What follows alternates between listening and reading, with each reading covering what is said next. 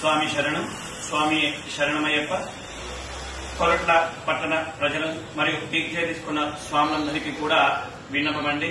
ప్రతి సంవత్సరము హిందూ ధర్మ పరిరక్షణకై నిర్వహించేటువంటి డిసెంబర్ 25వ తారీఖు దుర్గా దేవాలయం తరఫున నిర్వహించేటువంటి మహాపడి పూజ మరి ఈ నెల సోమవారం 23వ తారీఖు మరి ఉత్తర నక్షత్రాన్ని పురస్కరించుకొని సోమవారం నిర్వహించాలని చెప్పి సంకల్పించుకున్నాము.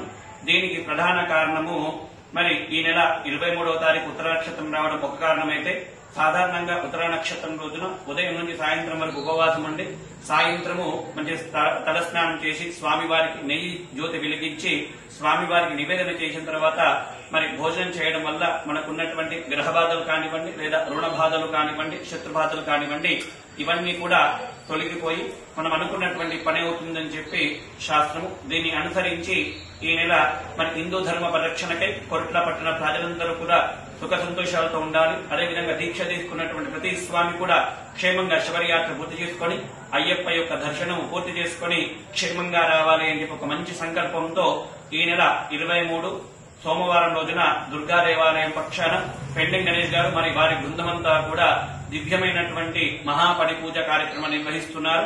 ఆ రోజు 18 కలశాలతో అయ్యప్ప స్వామికి అభిషేకంతో పాటుగా 18 నెయ్యి జ్యోతులను వెలిగించి మన హిందూ ధర్మము క్షేమంగా ఉండాలి, హిందూ ధర్మానికి ఎట్లాంటి ఇబ్బంది కలగకూడదు, అదేవిధంగా పట్టణ ప్రజలందరూ కూడా సంతోషంగా ఉండాలనే సంకల్పంతో దానితో పాటుగా అమ్మవారికి కూడా 1008 దీపాలు వెలిగించి మరి మన కష్టాలన్నీ కూడా తొలగిపోయే విధంగా ఇక్కడ మహాపడి పూజ నిర్వహిస్తున్నారండి.